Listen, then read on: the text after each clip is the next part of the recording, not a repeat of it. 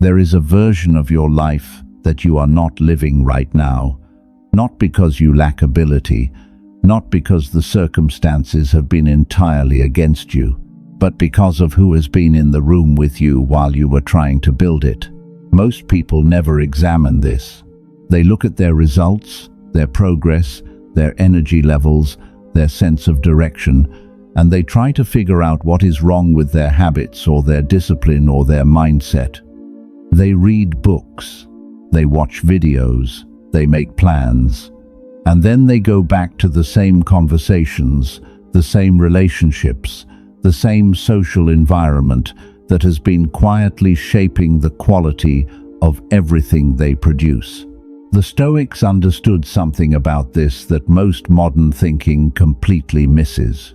They understood that the people you spend your time with are not just company, they are an environment, and you cannot grow beyond your environment by force of individual will alone. The most disciplined mind, the most committed person, the most genuinely motivated individual you have ever met will eventually be pulled toward the average of the space they consistently inhabit. This is not a reason to become cold or to build walls around yourself. It is a reason to become deliberately selective. To understand exactly which types of people drain the specific resources that growth requires, and to make conscious decisions about what you allow into your inner circle, your daily conversations, your emotional space. This video is about 7 of those types, not as villains, not as people to condemn, but as specific patterns of energy and behavior that, when they become a consistent part of your environment, quietly cost you more than you realize, and what to do about each of them that is honest and practical and actually works. If this channel is new to you, subscribe to the Stoic Truth right now. Hit subscribe, turn on the notification bell, and let us get into this. Type 1. The complainer. You know exactly who I am describing. And what is interesting is that you probably knew them before you even finished reading the words, because there is always one. And the specific quality of their presence is so consistent and so predictable that their name almost appeared in your mind automatically. The complainer is not simply someone who is going through something difficult. Everyone goes through difficult things. The complainer is someone for whom difficulty has become the primary lens through which they experience existence. Nothing is right. Nothing is good enough. The weather is wrong. The service was slow. Their job is impossible. The people around them are always falling short of what they should be. And the complaints are delivered not as updates, but as a standing invitation for you to agree that yes, the world is this relentlessly disappointing. Here is what that specific pattern does to you over time if you are consistently in its presence. It trains your own attention to look for what is wrong, not through any deliberate contamination, not because the complainer is intentionally doing something to you, but because the brain is extraordinarily efficient at adapting to the patterns it is repeatedly exposed to. Spend enough time with someone whose primary activity is cataloging what is wrong, and your own attention begins to drift in the same direction. Problems start to register more prominently. Possibilities start to register less. The writer and philosopher Albert Camus once observed something about the human relationship with difficulty that applies directly here. He wrote, "You will never be happy if you continue to search for what happiness consists of. You will never live if you are looking for the meaning of life." What he was pointing at is the specific trap of making the search for what is wrong the primary activity of a mind. A mind that is primarily occupied with what is missing is a mind that, by definition, cannot be fully present to what is actually here. And what is actually here is almost always more than the complaint accounts for. How do you handle the complainer in your life practically? You have three options, and they are not mutually exclusive. The first is limiting exposure where you genuinely can, not dramatically, not with an announcement, simply by spending less time in the spaces where the complaining happens, shorter interactions, less availability for the specific conversations that reliably go nowhere. The second is a mental technique that is more powerful than it sounds. When you are in the presence of the complaining and cannot avoid it, you consciously observe rather than absorb. You watch the complaint the way you watch weather through a window, visible, audible, not inside you. The third is redirecting when the moment allows, not by shutting the person down or dismissing what they are saying, but by gently steering the conversation toward what could be done rather than staying in the territory of what is wrong. Some complainers respond to this. They were just waiting for someone to point them toward movement. Others do not. And their response to the redirection tells you a great deal about how much of your energy the relationship is worth going forward. Drop a comment below and tell me honestly, is there someone specific in your life right now whose complaints have been costing you more than you have admitted? You do not have to name them. Just acknowledge it to yourself. That acknowledgement is the beginning of making a different choice. Type 2. The drama magnet. If the complainer drains your energy slowly and quietly, the drama magnet drains it in sudden, violent surges that leave you wondering what just happened to your day. The drama magnet is the person who is always in crisis, always caught in a conflict with someone, always navigating something that is urgent and requires your immediate involvement. And here is what makes them genuinely different from people who are simply going through a hard period. The crises never resolve, the conflicts never fully settle, the urgency never gives way to stability. Because the drama is not something that is happening to them, it is something they are, at some level, generating. Not consciously, not maliciously, but reliably. The specific danger of the drama magnet is not just the time and energy their crises consume, it is the way they pull you into triangulations you had no business entering. You try to help mediate between them and Sarah. Now Sarah is upset with you. You offer perspective on the situation with their colleague. Somehow you become involved in the professional conflict. Every intervention creates more territory to manage, and before long you are spending significant portions of your emotional and mental resource on a situation that has nothing to do with anything you are trying to build. The Irish poet William Butler Yeats wrote something that has always seemed to me to describe this dynamic with unusual precision.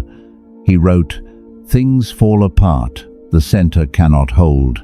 The drama magnet's center never holds, and when you allow yourself to be drawn into their orbit, your own center begins to be affected by the gravitational pull of their constant falling apart." The most effective approach here is what might be called strategic warmth with structural distance. You remain genuinely warm. You do not become cold or dismissive, but you make yourself structurally unavailable for the specific function they need you to serve. Not available for the 3-hour crisis debrief. Not available to weigh in on the conflict with Sarah. Emotionally present as a human being. Structurally absent as the crisis management resource they are reaching for. Reflective listening is your best tool in the moments you cannot avoid. When they tell you about the latest crisis, you reflect back what they said without adding your analysis or your advice. So you are feeling really hurt by what Sarah did. You acknowledge. You do not engage. You do not become a node in the network of their drama. And because you are not providing the specific resource they need from you, the encounters naturally become shorter over time without any confrontation being required. Think about this honestly for a moment. How many hours in the last month have you spent inside someone else's drama that had nothing to do with your own life? Not supporting a friend through something real. Inside a recurring cycle that never resolves and always pulls you in a little deeper. If you can feel that number, you already know who I am talking about. Type 3. The naysayer. You had an idea. A real one. Not a fantasy, not wishful thinking, but an actual direction you could move in. Something that lit up something in you that had been quiet for a while. And then you made the mistake of sharing it with the wrong person. The naysayer did not attack you. They were not cruel about it. They simply listed, with great patience and what felt like genuine concern, all the reasons it would not work. The market is too competitive. Most people who try this fail. Have you thought about how long this would take? And each point was delivered in a tone that said, I am only telling you this because I care about you. By the end of the conversation, the idea that had been bright and alive was considerably dimmer. Not because they were right about any particular point, but because doubt, introduced by someone you trust, into something that is still in its fragile early stages, is one of the most effective idea-killing forces available. The German philosopher Arthur Schopenhauer described the life cycle of every great idea with words that every person who has encountered a naysayer will recognize immediately.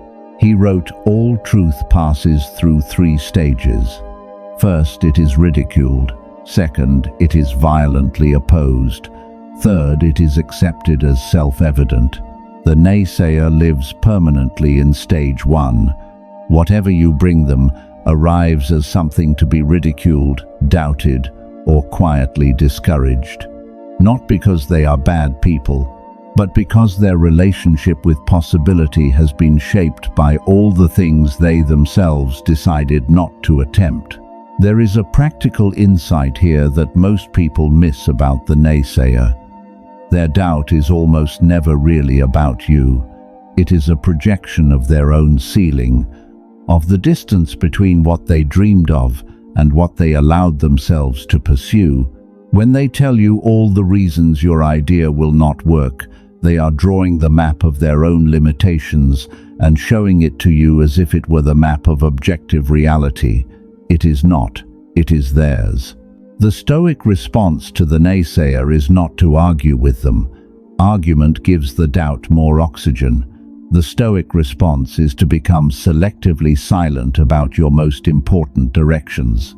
Not because you are ashamed of them, because you understand that not everything that is real and valuable needs to be shared with everyone who will have an opinion about it. Your ideas deserve the protection of selective disclosure. Share them with people who have evidence of their own courage in the face of uncertainty.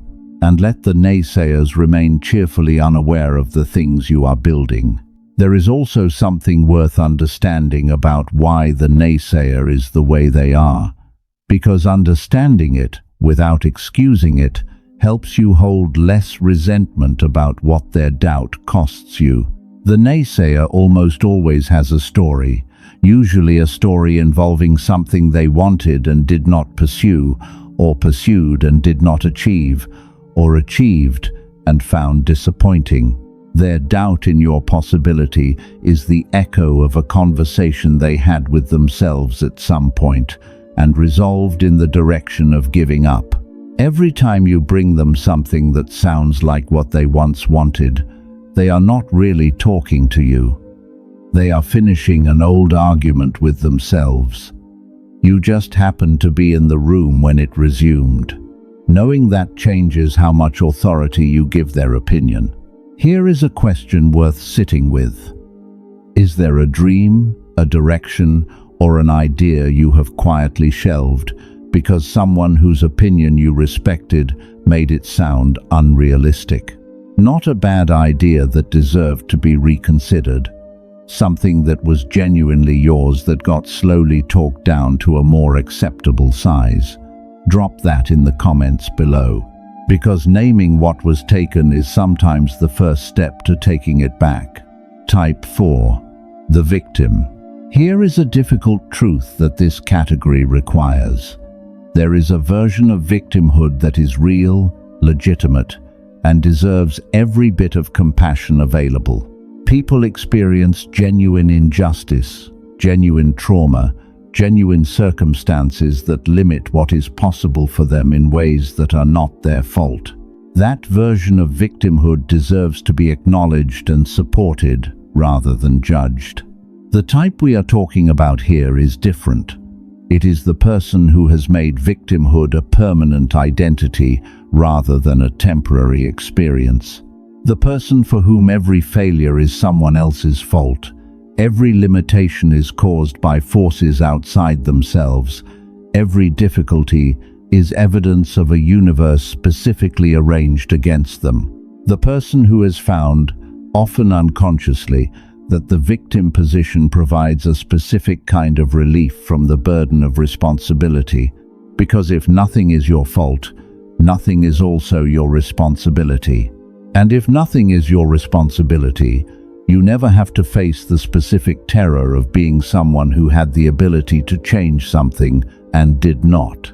The novelist Fyodor Dostoevsky wrote something in his journals that I think is the most precise description of what the victim position ultimately costs the person holding it. He wrote, "To love someone means to see them as God intended them." The person permanently inhabiting the victim position has stopped being able to see themselves as God intended them. They have collapsed the possible version of themselves into the diminished version that circumstances have produced. And they have recruited, often very effectively, everyone around them to confirm that the collapsed version is all there is. The danger for you is twofold. First, the sheer time and energy consumed by their endless narrative of grievance and helplessness. Second, and more insidiously, the gradual normalization of that narrative in your own thinking. Spend enough time with someone who explains everything through the lens of what is done to them, and your own explanatory framework begins to drift in the same direction. The approach that serves both of you is compassionate firmness. You can be genuinely kind and genuinely supportive without becoming the rescuer they are recruiting. You listen. You acknowledge. You refuse to add your voice to the chorus that confirms they are powerless. And when they ask what you think, you gently, warmly, but clearly point toward what they have in their own hands. Not to lecture, because the most genuinely loving thing you can do for someone caught in the victim position is to treat them as capable rather than confirm that they are not. There is also a self-awareness dimension to this type that the Stoics considered essential. Before you identify the victim in your external life, examine whether any version of this pattern lives in you, not permanently, not as a defining characteristic, but in specific areas. The career that is not going the way you want, is that because of genuine external constraint, or because a victim narrative has made the constraint feel more permanent than it actually is? The relationship that did not work, have you examined your own role in it with the same precision you have examined theirs? The Stoics were insistent that the work of self-examination applies with equal force to the patterns we recognize in others. And recognizing the victim pattern in someone else is one of the best possible prompts to check whether any version of it has quietly taken hold in a corner of your own thinking. Type 5. The toxic positivist. This one surprises people when they encounter it on a list like this, because positivity, on the surface, sounds like exactly the kind of thing you want more of. And genuine optimism, genuine encouragement, genuine belief in what is possible, that is genuinely valuable, and you should hold on to it wherever you find it. But there is a version of positivity that is not actually positivity at all.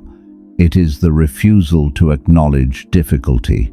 The insistence that every cloud has a silver lining that should be pointed to immediately, before the cloud has even been fully seen. The person who responds to your genuine pain with "just be grateful," or "everything happens for a reason," or focus on the positive, as if the pain were simply a perspective problem that the right attitude could dissolve. The specific damage this does is subtle but real. It makes you feel unseen. Worse, it makes you feel that what you are experiencing is somehow wrong, that a properly calibrated person would not feel this much about this, that the difficulty you are navigating is a character flaw rather than a reality. And when you consistently receive that message from someone close to you, you begin to doubt your own emotional experience. You start to filter what you share. You start to perform more than you actually feel. And the relationship becomes a place where the truth of your experience is not welcome. The poet Rainer Maria Rilke understood something about the relationship between difficulty and growth that the toxic positivist has missed entirely. He wrote, "Perhaps all the dragons in our lives are princesses who are only waiting to see us act, just once, with beauty and courage." He was not saying the dragons are not real. He was not saying pretend there are no dragons. He was saying that the courage to face them honestly is what transforms them, not the insistence that they are not there. What you need in the difficult moments of your life is not someone who tells you that it is not that bad.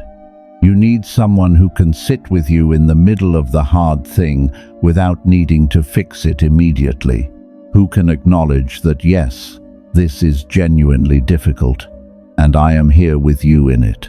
That specific quality of being with someone rather than above them is worth considerably more than any amount of relentless optimism. When the toxic positivist arrives with their "everything happens for a reason" in response to your genuine difficulty, you do not need to engage with the philosophy. You can simply name what you actually need. Right now, I just need to sit with how hard this is. Not every conversation requires agreement, but knowing what you need and asking for it directly is one of the most important social skills available to you. Ask yourself this: when you are going through something genuinely difficult, who is the person in your life you least want to call? The one who you know will immediately try to fix how you feel rather than simply being with you in it. That gap between what you need and what they can offer is the toxic positivist pattern in your own life. Recognizing it clearly is the beginning of seeking the right kind of support instead of avoiding support altogether. Subscribe to the Stoic Truth right now if you are not already here. Every week, we bring this kind of honest, practical, genuinely useful thinking to the people who want to build something real. Hit subscribe and turn on the notification bell. Type 6. The manipulator. The manipulator is the most sophisticated of the 7 types, and therefore the most difficult to see clearly, because the manipulator does not announce themselves. They do not arrive with obvious agenda. They are often the most charming person in the room, the most attentive listener, the person who seems to understand you better than most people do. What they are actually doing is gathering intelligence, learning where you can be reached, understanding what you value, what you fear, what you need, not because they genuinely care about your well-being, but because that information is useful for steering you in directions that serve them. The flattery is not real appreciation, it is investment. The interest is not genuine curiosity, it is reconnaissance. The specific moment you recognize you are dealing with a manipulator is when you notice that the same action from you, the same generosity, or the same compliance, always somehow ends up producing benefit for them and cost for you. The guilt trips are reliable. The framing of requests is always designed to make saying no feel like a moral failure. And somehow, no matter how the situation is presented, you end up in the position they needed you to be in. The philosopher Simone Weil wrote something about the relationship between genuine attention and manipulation that cuts straight to the center of what distinguishes them. She wrote, "Attention is the rarest and purest form of generosity. The manipulator gives the appearance of attention. They are watching you carefully, but what they are watching for is not who you actually are. It is where you can be moved. Real attention, the kind Weil was describing, is given without any agenda except understanding. That distinction between attention given for understanding and attention given for leverage is the entire difference between the manipulator and the person who genuinely cares about you. The practical approach to the manipulator requires two specific things: observation and consistency. First, you observe the pattern over time rather than evaluating each interaction individually. Any single interaction with a manipulator can be explained away or reframed, but the pattern, seen across multiple instances, becomes unmistakable. Does this person's involvement in your life consistently produce benefit for them and cost for you? That question, answered honestly across a number of interactions, tells you everything you need to know. Second, you become consistent in your responses rather than reactive. The manipulator relies on being able to find the specific emotional lever that works in each situation. When your responses come from clear values rather than emotional states, you become considerably harder to manipulate. You do not need to be unfriendly, you need to be clear. And clarity about what you will and will not do, expressed consistently regardless of how the request is framed, removes most of the manipulator's available toolkit. Before we move to the final type, I want to ask you something directly. Think about the relationships in your life where you consistently leave the interaction feeling like you gave more than was fair. Not the relationships where you chose to give generously. The ones where somehow, every time, you end up in the same position of having offered more than you intended and received less than you needed. How long have you been explaining that pattern away? Because the pattern is the answer. Type 7. The time vampire. Every day you wake up with a specific number of hours available, a finite, non-renewable resource that is being permanently spent, whether you choose to spend it consciously or not. The time vampire does not need to drain you all at once.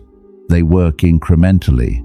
A message that requires a 20-minute response, an invitation to an event you have no interest in but feel obligated to attend, a conversation that was supposed to be 15 minutes and is now an hour because they have not yet gotten to the point and you do not know how to exit without seeming rude. Individually, each of these seems small.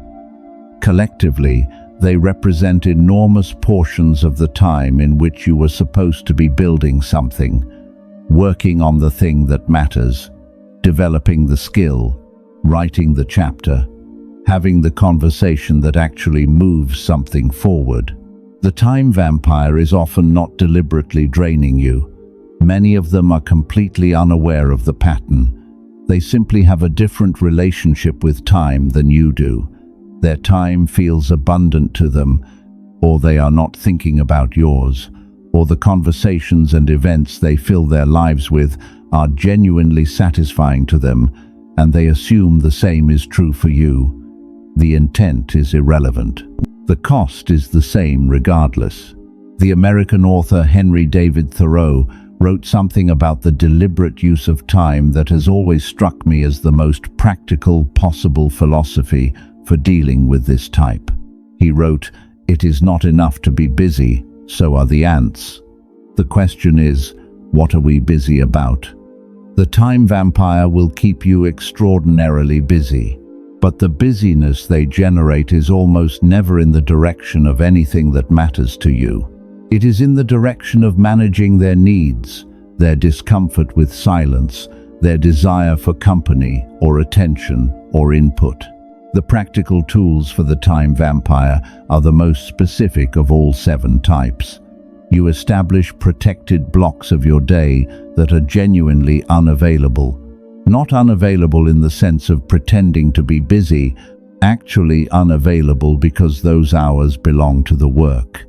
You practice saying no without the elaborate justification that most people feel compelled to offer. "I appreciate the invitation, but I cannot make it," is a complete sentence. It does not require an explanation of your schedule or an apology for your priorities.